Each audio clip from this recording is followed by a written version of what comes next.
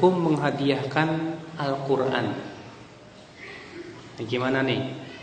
Itu kadang kan di masyarakat sering kita mendengar hadiah ila hadrati fulan al-Fatihah, a'udzubillahi minasyaitonir rajim.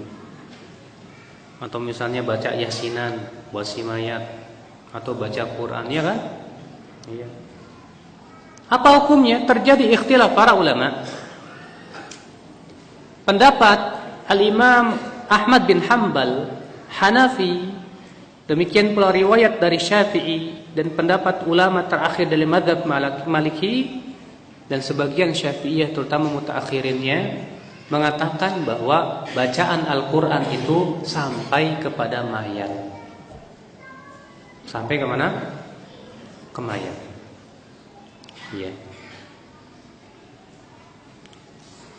Sampai-sampai Al-Bahuti berkata, Imam Ahmad mengatakan bahwa sampai kepada mayat semua kebaikan berdasarkan nas-nas yang menunjukkan kepada hal itu. Juga karena manusia di negeri-negeri berkumpul membaca Al-Quran untuk dihadiahkan kepada mayat tanpa ada pengingkaran, sehingga menjadi ijma mereka. Sampai-sampai Al-Bahuti mengatakan di sini, kata ini ijma. Dan nanti kita akan sebutkan bahwa tidak ada ijma. Iya. Apa dalil mereka, Pak? Yang mengatakan katanya ya membacakan atau menghadiahkan Al-Quran ke mayat itu sampai kias. Kias kepada apa? Kepada sedekah, haji, puasa. Kan disebutkan dalam hadis sedekah untuk mayat itu sampai. Disebutkan dalam hadis menghajikan orang itu boleh. Mempuasakan ya orang tua kita yang punya hutang boleh. Berarti dikiaskan kepadanya apa? Seluruh amalan kebaikan. Ya. Ini kias. Di antara dalil mereka juga apa? Hadis Ma'qil bin Yasar bahwa Nabi SAW sabda, "Iqra'u Yasin ala mautakum." Bacakan surat Yasin kepada orang yang sudah mati di antara kamu. Tapi hadis ini akhir dhaif. Di dalam sanadnya terdapat Abu Uthman, ya bukan An-Nahdi, dan ayahnya dua-duanya perawi yang majhul, dan juga sanadnya muttarib, terdapat keguncangan. Ya. Pendapat yang kedua, dan ini pendapat yang masyhur dari Imam Syafi'i rahimahullah.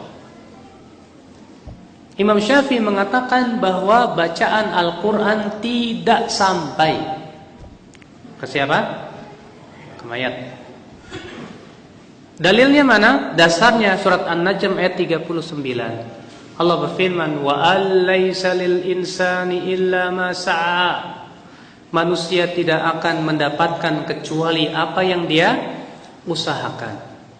Dan juga kata Imam Syafi'i, karena tidak adanya praktek dari Rasulullah, tidak pula para sahabat, tidak pula para tabi'in, bahwa mereka menghadiahkan bacaan Al-Quran kepada siapa?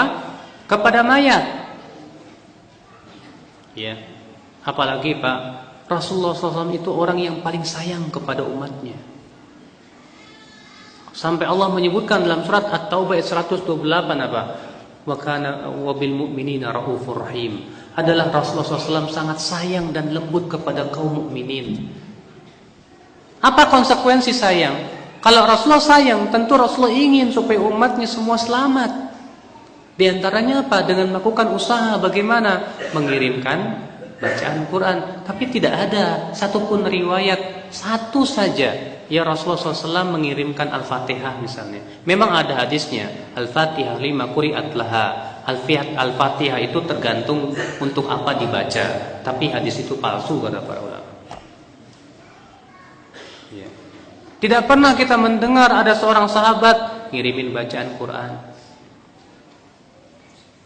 Makanya ini hujah. Maka dari itu Al-Imam Ibnu Katsir rahimahullah dalam tafsirnya, ya Imam Ibnu Katsir dalam tafsirnya berkata, dari ayat yang mulia ini ketika menafsirkan An-Najm ayat 39, Imam Asy-Syafi'i dan para pengikutnya beristimbat bahwa bacaan Al-Quran tidak akan sampai kepada mayat, karena itu bukanlah amal mayat, bukan juga usahanya.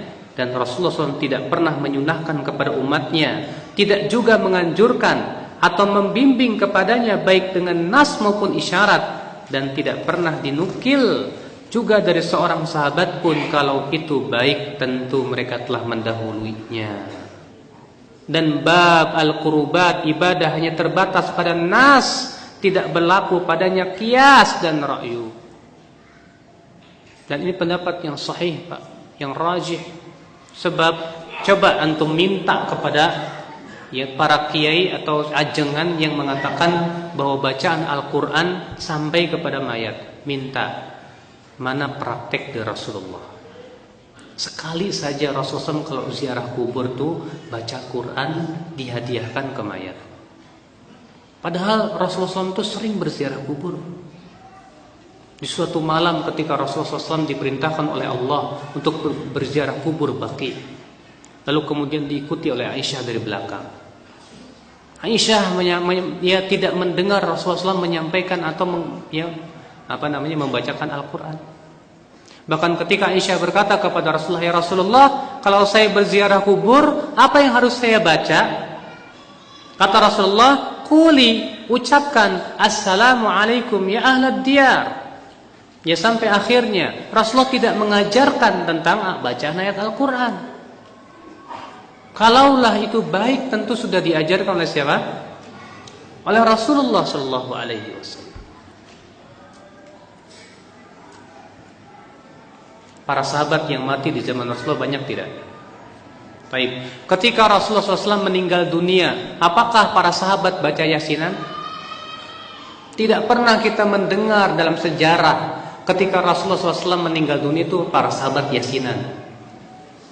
Silakan dibuka kitab-kitab bagi mereka yang mau berpikir, ya, kitab-kitab hadis dengan sanad-sanadnya. Ketika Rasulullah meninggal dunia atau Abu Bakar meninggal dunia, tidak pernah kita mendengar para sahabat kumpul baca yasinan. Ketika Umar bin Khattab meninggal dunia, Utsman meninggal dunia, Ali bin Abi Thalib meninggal dunia, kita tidak pernah mendengar para sahabat baca yasinan, menghadiahkan bacaan Al-Quran kepada. Selain hadisnya juga dhaif, ya. Itu menjadi tren di masyarakat kan. Ayo baca yasinan, yasinan. Ya, kalau enggak yasinan kamu Wahabi, sesat kan. Masya Allah. Ikhwatul Islam, azani Allah wa iyyakum. Adapun klaim Bahuti bahwa itu ijma, ini klaim yang batil. Kenapa? Karena perselisihan dalam masalah ini jelas. Nah, terus berarti Imam Ahmad sesat dong. Berarti Imam Malik sesat. Berarti Imam Abu Hanifah sesat? Yang mengatakan bahwasannya ya bacaan Quran sampai, kita katakan mereka sudah berijtihad. Dan orang yang berijtihad itu kalau benar dapat 2 pahala. Kalau salah dapat 1 pahala. Berarti buat mujtahidnya dapat pahala. Lah buat antum kalau tahu itu salah dapat dosa kalau tetap ngikutin juga. Ya akhi, dalam masalah perselisihan ulama, hujah kita bukan ulama.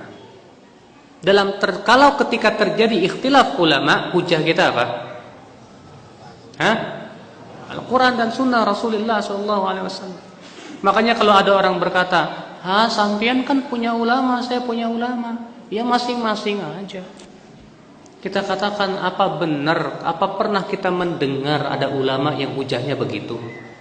Imam Syafi'i ketika dialog dengan Imam Ahmad bin Hanbal tentang masalah tarikus shalah, ya orang yang meninggalkan sholat hukumnya kafir atau tidak?